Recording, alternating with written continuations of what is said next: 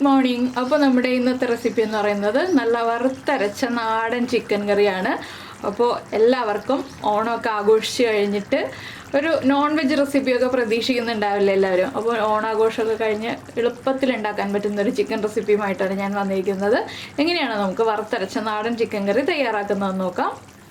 നമുക്ക് നമ്മുടെ ഇൻഗ്രീഡിയൻസ് നോക്കാം. ഞാനിപ്പോൾ 1/2 കിലോ ചിക്കൻ എടുത്തിട്ടുണ്ട്. 1/2 കിലോ ചിക്കന് വേണ്ട ഇൻഗ്രീഡിയൻസ് ആണ് പറയുന്നത്. 2 വലിയ സവോള, ഒരു മീഡിയം വലിപ്പമുള്ള തക്കാളി, അതുപോലെ തന്നെ ഒരു വലിയ പീസ് ഇഞ്ചി, 10 അല്ലി വെളുത്തുള്ളി, 2 പച്ചമുളക്, 4 ടേബിൾ സ്പൂൺ തേങ്ങ ചിരവിയത്, പിന്നെ വേണ്ടത് 1 ടേബിൾ സ്പൂൺ പെരിഞ്ജീരകം, പിന്നെ നമ്മൾ എടുത്തിരിക്കുന്നത് 1/2 ടീസ്പൂൺ കുരുമുളക്, 1 പീസ് പട്ട, 4 ഗ്രാമ്പു, അതുപോലെ തന്നെ 1 തക്കോലം. ഈ 1 തക്കോലം മുഴുവൻ വേണ്ട, ഇതിൻ്റെ പകുതി മതി കേട്ടോ. ഇതിൻ്റെ പകുതി നമ്മൾ എടുക്കുന്നുള്ളൂ. ഞാൻ എടുത്തപ്പോൾ മുഴുവൻ എടുത്ത് വെച്ചേ ഉള്ളൂ. അപ്പോൾ നമുക്ക് ആദ്യം വേണ്ടത് ഇതിലേക്ക് വേണ്ട അരപ്പ് റെഡിയാക്കുക എന്നുള്ളതാണ്. അരപ്പ് റെഡിയാക്കാനായിട്ട് നമുക്ക് ആദ്യം തേങ്ങ വറുത്തെടുക്കാം. അരപ്പ് റെഡിയാക്കിയിട്ട് ആ അരപ്പിലാണ് നമ്മൾ ചിക്കൻ കുക്ക് ചെയ്തെടുക്കുന്നത്. അല്ലാതെ ചിക്കൻ കുക്ക് ചെയ്തിട്ട് നമ്മൾ അരപ്പ് വീണ്ടും ആഡ് ചെയ്യല്ല ചെയ്യുന്നത്. അരപ്പിൽ കിടന്നിട്ടാണ് ചിക്കൻ കുക്കാവുന്നത്. അപ്പോൾ നമുക്ക് തേങ്ങ വറുത്തെടുക്കാം. തേങ്ങ വറുക്കാനായിട്ട് ഞാൻ ഇരുമ്പിൻ്റെ ചീനച്ചട്ടിയാണ് വെച്ചിട്ടുള്ളത്. ഇതിലേക്ക് നമുക്ക് ആദ്യം വെളിച്ചെണ്ണ ചേർക്കാം. വെളിച്ചെണ്ണയിൽ തന്നെ തേങ്ങ വറുത്തെടുക്കണം കേട്ടോ. ഇരുമ്പിൻ്റെ ചീനച്ചട്ടി ആണെങ്കിലും വെളിച്ചെണ്ണ ചേർത്തിട്ട് തന്നെ തേങ്ങ വറുത്തെടുക്കാം.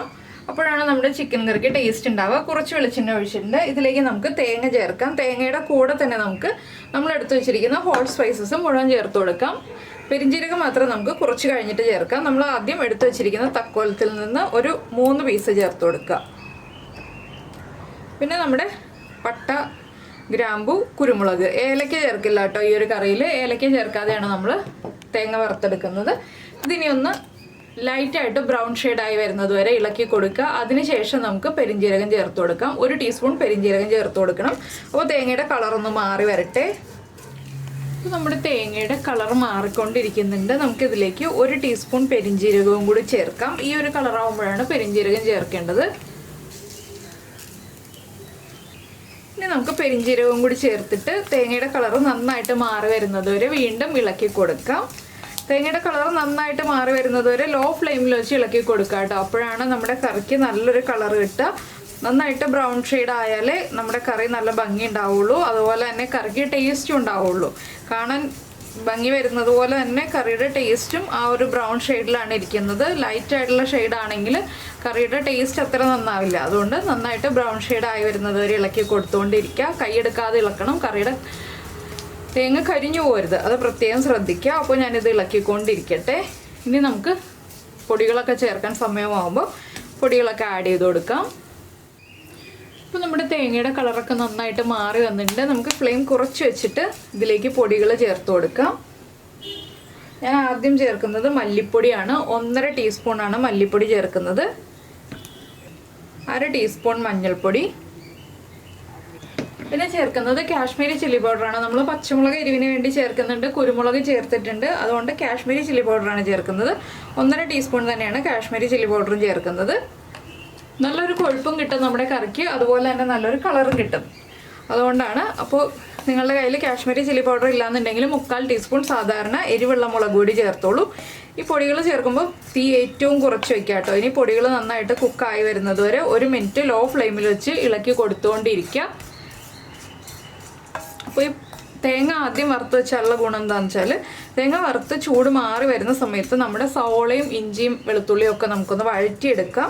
അപ്പോൾ ആ വഴറ്റിയതിലേക്ക് നമ്മുടെ അരപ്പും കൂടി ചേർത്ത് കുക്കായി വരുമ്പോൾ നമുക്ക് ചിക്കനും കൂടി ചേർത്ത് ആ വഴറ്റിയതിലേക്ക് നമ്മുടെ അരപ്പും കൂടി ചേർത്ത് കുക്കായി വരുമ്പോൾ നമുക്ക് ചിക്കനും കൂടി ചേർത്ത് നമ്മുടെ കറി റെഡിയാക്കി എടുക്കാം വേഗം തന്നെ. അപ്പോൾ ആദ്യം നമുക്ക് അരപ്പ് റെഡിയാക്കി വെക്കുകയാണ് എപ്പോഴും നല്ലത്.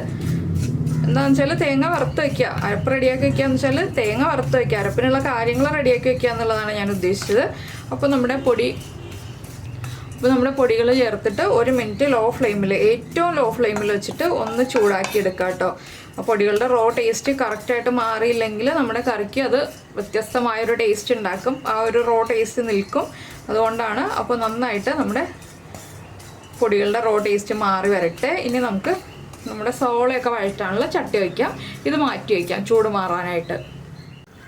അപ്പോൾ നമ്മുടെ സവോളയൊക്കെ വഴറ്റാനായിട്ട് വേറൊരു ചട്ടി വെച്ചിട്ട് അതിലേക്ക് വെളിച്ചെണ്ണ ഒഴിച്ചിട്ടുണ്ട്. ആദ്യം നമുക്ക് കട്ട് ചെയ്ത് വെച്ചിരിക്കുന്ന ഇഞ്ചി, വെളുത്തുള്ളി ഇത് രണ്ടും ചേർത്ത് കൊടുക്കാം. അതൊന്ന് ചൂടായി വരുമ്പോൾ തന്നെ നമുക്ക് നമ്മൾ കട്ട് ചെയ്ത് വെച്ചിരിക്കുന്ന പച്ചമുളകും സവോളയും ചേർത്ത് കൊടുക്കാം.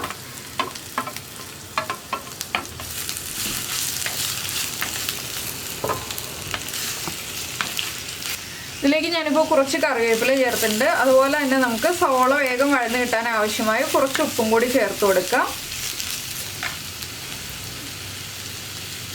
ഒരു 1/4 ടീസ്പൂൺ ഉപ്പ് ചേർക്കുന്നുണ്ട്. ഇനി നമുക്ക് സവോള നന്നായിട്ടൊന്ന് വഴറ്റിയെടുക്കണം. നന്നായിട്ട് ഒരു ബ്രൗൺ ഷെയ്ഡായി തുടങ്ങുന്നത് വരെ വഴറ്റിയെടുക്കുക. സവോള നന്നായിട്ട് വഴറ്റിയെടുക്കുന്ന സമയത്ത് നമുക്ക് നമ്മുടെ അരപ്പ് റെഡിയാക്കി എടുക്കാം കേട്ടോ. അരപ്പ് നിങ്ങൾക്ക് വെള്ളം ചേർത്താണ് അരയ്ക്കാൻ പറ്റുന്നതെങ്കിൽ വെള്ളം ചേർത്ത് അരച്ചെടുക്കുക. ഇല്ലെങ്കിൽ പതുക്കെ മിക്സിയുടെ ജാറിൽ കുറച്ച് സമയമെടുത്ത് അരച്ചെടുക്കുക, വെള്ളം ചേർക്കാതെ. അങ്ങനെ അരച്ചെടുക്കുകയാണെങ്കിൽ കൂടുതൽ നന്നാവും നമ്മുടെ കറി. ഞാനിപ്പോൾ പതുക്കെ അരച്ചെടുക്കാൻ പോവുകയാണ്. വെള്ളം ചേർക്കാതെ തന്നെ കുറച്ച് സമയം എടുത്ത് അരച്ചെടുക്കാൻ പോവുകയാണ്. അപ്പോൾ സവോളയും വഴറ്റിയെടുക്കാൻ നമുക്ക് അരപ്പും റെഡിയാക്കി എടുക്കാം. എന്താ ഇപ്പോൾ നമ്മുടെ അരപ്പ് നന്നായിട്ട് എണ്ണ തെളിയുന്നത് വരെ അരച്ചെടുത്തിട്ടുണ്ട്. ഇനി നമുക്ക് അരപ്പ് മാറ്റി വയ്ക്കാം. നമ്മുടെ സവോളയൊക്കെ ഇത് കണ്ടോ നന്നായിട്ട് വഴന്ന് വന്നിട്ടുണ്ട്. ഈ ഒരു സ്റ്റേജിലാവുമ്പോൾ നമുക്ക് തക്കാളി ചേർത്ത് കൊടുക്കാം. തക്കാളി കുറച്ച് വലിയ പീസുകളായിട്ടാണ് കേട്ടോ ഞാൻ കട്ട് ചെയ്തിട്ടുള്ളത്, തീരെ ചെറിയ പീസുകളായിട്ടല്ല. ഇനി തക്കാളിയും കൂടി ഒന്ന് കുക്കായിട്ട് വരണം. ഇതിലേക്ക് ഞാൻ ചൂടുവെള്ളമാണ് ചേർക്കുന്നത്, പച്ചവെള്ളം ചേർക്കുന്നില്ല. അപ്പോൾ ചൂടുവെള്ളം റെഡിയാക്കി വയ്ക്കുക. നമ്മുടെ അരപ്പ് ചേർക്കുന്ന സമയത്ത് നമുക്ക് ഇളം ചൂടുവെള്ളം മതി അരപ്പിൻ്റെ കൂടെ ചേർക്കാനായിട്ട്. ഒരു 1/4 കപ്പ് വരെ ചേർത്ത് കൊടുക്കാം. അരപ്പിൻ്റെ കൂടെ നിങ്ങൾക്ക് ഇളം ചൂടുവെള്ളം എത്ര ഗ്രേവി വേണം എന്നുള്ളതനുസരിച്ച് 1/4 കപ്പ് മുതൽ 1.5 കപ്പ് വരെ ചേർക്കാം. ഞാനിപ്പോൾ 1/4 കപ്പാണ് ചേർക്കാൻ പോകുന്നത്. അപ്പോൾ നമ്മുടെ തക്കാളി കുക്കായി വരുമ്പോൾ നമുക്ക് ചൂടുവെള്ളവും കൂടി റെഡിയാക്കി വയ്ക്കാം. അപ്പോൾ നമ്മുടെ തക്കാളിയും കുക്കായി വന്നിട്ടുണ്ട്. തക്കാളി ഒരുപാട് ഉടഞ്ഞു പോകണ്ട, ഈ രീതിയിലൊന്ന് കുക്കായി വന്നാൽ മതി. ഇതിലേക്ക് നമുക്കിനി അരപ്പ് ചേർത്ത് കൊടുക്കാം.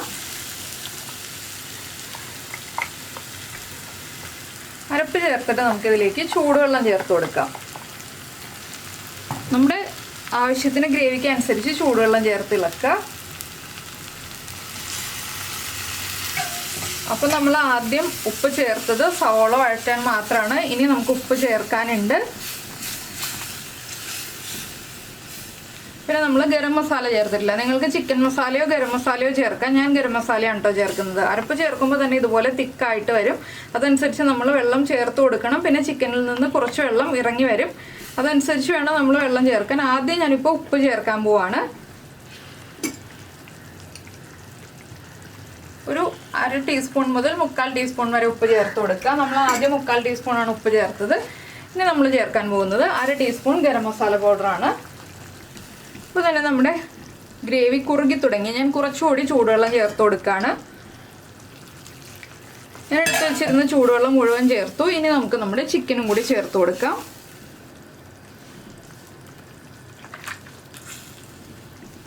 ചിക്കനും കൂടി ചേർത്ത് നന്നായിട്ട് ഇളക്കി മിക്സ് ചെയ്യാം. ഇപ്പോൾ ഹൈ ഫ്ലെയിമിൽ വെക്കാം കേട്ടോ. ചിക്കൻ ഹൈ ഫ്ലെയിമിൽ വെച്ചിട്ട് നന്നായിട്ട് ഗ്രേവിയിൽ കിടന്നൊന്ന് തിളയ്ക്കണം. അതിനുശേഷം ലോ ഫ്ലെയിമിൽ വെച്ച് നമുക്ക് കുക്ക് ചെയ്തെടുക്കാം. അരപ്പിൻ്റെയും ഗരം മസാലയുടെയും ഒക്കെ ഫ്ലേവർ നമ്മുടെ ചിക്കനിലേക്ക് പിടിച്ചു വരണം. ഇതിന് ശേഷം നിങ്ങളുടെ കയ്യിൽ പെരിഞ്ജീരകം പൊടിച്ചത് ഉണ്ടെന്നുണ്ടെങ്കിൽ ഒരു 1/4 ടീസ്പൂൺ പെരിഞ്ജീരകം പൊടിച്ചത് ചേർക്കാം. ഏറ്റവും അവസാനം പെരിഞ്ജീരകം പൊടിച്ചത് ചേർത്തില്ല എന്നുണ്ടെങ്കിലും കുഴപ്പമില്ല, ഞാൻ പറഞ്ഞു എന്നേ ഉള്ളൂ. അപ്പോൾ ഇനി നന്നായിട്ടൊന്ന് തിളച്ച് വരട്ടെ. വേഗം തന്നെ തിളയ്ക്കും കേട്ടോ, ഒരുപാട് സമയം നിൽക്കില്ല. നമ്മൾ ചൂടുവെള്ളം ചേർത്തുകൊണ്ട് വേഗം തന്നെ തിളച്ച് വരും. ഒന്ന് തിളയ്ക്കട്ടെ. അപ്പോൾ നമ്മുടെ കറി ഇതാ നന്നായിട്ട് തിളച്ചുകൊണ്ടിരിക്കുന്നുണ്ട്.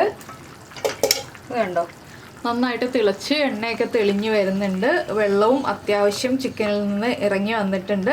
ഇനി നമുക്ക് ഫ്ലെയിം കുറച്ച് വെച്ച് ലോ ഫ്ലെയിമിൽ വെച്ച് കുക്ക് ചെയ്തെടുക്കാം. തീരെ ലോ ഫ്ലെയിം അല്ല കേട്ടോ, ഒരു മീഡിയം ഫ്ലെയിമിൽ വെച്ചിട്ട് കുക്ക് ചെയ്തെടുക്കാം. ഗ്രേവി കുറവാണെന്നുണ്ടെങ്കിൽ നിങ്ങൾക്ക് ഇടയ്ക്ക് തിളപ്പിച്ച വെള്ളം ചേർക്കാം കേട്ടോ. ഇനി ഇളം ചൂടുവെള്ളമല്ല, തിളപ്പിച്ച വെള്ളം തന്നെ ചേർത്തിട്ട് കുക്ക് ചെയ്തെടുക്കാം. അപ്പോൾ ഇനി ഇത് ഒന്ന് തിളച്ച് കുറുകി വരട്ടെ. തിളച്ചെന്ന് വെച്ചിട്ടുണ്ടെങ്കിൽ ചിക്കൻ കുക്കായി കുറുകി വരട്ടെ. ഉപ്പൊക്കെ അതിന് ശേഷം നമുക്ക് ചെക്ക് ചെയ്യാം. കുറച്ച് ഗ്രേവിയുള്ള രീതിയിലാണ് ഞാൻ ഈ ഒരു കറി ചെയ്യുന്നത്. ചപ്പാത്തിക്കും അപ്പത്തിനും ഇടിയപ്പത്തിനും ഒക്കെ കഴിക്കാൻ പറ്റുന്ന, ചോറിൻ്റെ കൂടെയും കഴിക്കാൻ പറ്റുന്ന രീതിയിൽ കുറച്ച് ഗ്രേവിയുള്ള രീതിയിൽ, ഒരുപാട് ഗ്രേവിയുള്ള രീതിയിലല്ല.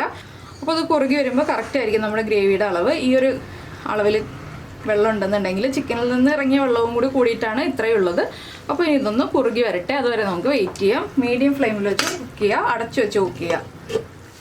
അപ്പോൾ നമ്മുടെ കറി ഇതാ ഫൈനൽ സ്റ്റേജിൽ എത്തിക്കഴിഞ്ഞു. ഇനി നമുക്ക് കുറച്ച് ഗരം മസാലപ്പൊടി ചേർക്കണമെങ്കിൽ ചേർക്കാം, അത് നിങ്ങളുടെ ചോയ്സാണ്. ഞാനിപ്പോൾ ചേർക്കുന്നില്ല.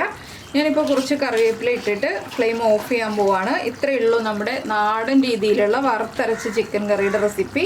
അപ്പോൾ നിങ്ങൾക്ക് എല്ലാവർക്കും ഈ ഒരു റെസിപ്പി ഇഷ്ടമായിട്ടുണ്ടാവുമെന്ന് വിചാരിക്കുന്നു. എല്ലാവർക്കും ഇഷ്ടമായിട്ടുണ്ടെങ്കിൽ എല്ലാവരും ഒന്ന് ട്രൈ ചെയ്തിട്ട് ഫീഡ്ബാക്കൊക്കെ അറിയിക്കുക. ഞാൻ ഫ്ലെയിം ഓഫ് ചെയ്യാണ്. അപ്പോൾ ലൈക്ക് ചെയ്യാനും ഷെയർ ചെയ്യാനും കമൻറ്റ് ചെയ്യാനും ഒന്നും മറന്നു പോരുത് കേട്ടോ. പിന്നെ നമ്മുടെ ചാനൽ ആദ്യമായിട്ട് കാണുകയാണെങ്കിൽ നമ്മുടെ ചാനലൊന്ന് സബ്സ്ക്രൈബ് ചെയ്ത് സപ്പോർട്ട് ചെയ്യണേ. സബ്സ്ക്രൈബ് ചെയ്യുന്നതിന് ഈ വീഡിയോയുടെ താഴെയുള്ള റെഡ് സബ്സ്ക്രൈബ് ബട്ടൺ ഒന്ന് ക്ലിക്ക് ചെയ്യുക. അതിൻ്റെ റൈറ്റ് സൈഡിലുള്ള ബെല്ലൈക്കൺ ക്ലിക്ക് ചെയ്യുക. അപ്പോൾ ഓളെന്ന് പറഞ്ഞിട്ടൊരു ഓപ്ഷൻ കാണാം. ആ ഓളും കൂടി പ്രസ് ചെയ്തിട്ടുണ്ടെങ്കിൽ ഞാൻ എപ്പോഴും വീഡിയോ അപ്ലോഡ് ചെയ്യുമ്പോൾ നിങ്ങൾക്ക് നോട്ടിഫിക്കേഷൻ വരും. അപ്പോൾ ഇനി കറി ഇങ്ങനെ തിളച്ചുകൊണ്ടേയിരിക്കും. മൺചട്ടിയിൽ കറി വെച്ചിട്ടുണ്ടെങ്കിൽ ചട്ടിയുടെ ചൂട് മാറുന്നത് വരെ കറി ഇങ്ങനെ തിളച്ചുകൊണ്ടേയിരിക്കും. അപ്പോൾ കറി വീണ്ടും കുറുകി വരും. നന്നായിട്ട് എണ്ണയൊക്കെ തെളിഞ്ഞ് വന്നിട്ടുണ്ട്. നമ്മൾ ആ വറുത്തരച്ച തേങ്ങയുടെയും വെളിച്ചെണ്ണയുടെയും എല്ലാം എണ്ണ തെളിഞ്ഞ് വന്നിട്ടുണ്ട്. കുറച്ച് കഴിയുമ്പോൾ ഒന്നുകൂടി കുറുകി വരും. അപ്പോൾ കറി തിളച്ച് ഒന്ന് ചൂടൊക്കെ മാറി കഴിയുമ്പോൾ നമുക്കെടുത്ത് ചോറിൻ്റെ കൂടെയോ അപ്പത്തിൻ്റെയോ പൊറോട്ടയുടെയോ ഇടിയപ്പത്തിൻ്റെയോ പുട്ടിൻ്റെയോ ഒക്കെ കൂടെ കഴിക്കാം. അപ്പോൾ എന്തായാലും നിങ്ങളെല്ലാവരും ട്രൈ ചെയ്ത് നോക്കുമെന്ന് വിചാരിക്കുന്നു. നമുക്ക് നമ്മുടെ അടുത്ത റെസിപ്പിയുമായിട്ട് വീണ്ടും കാണാം.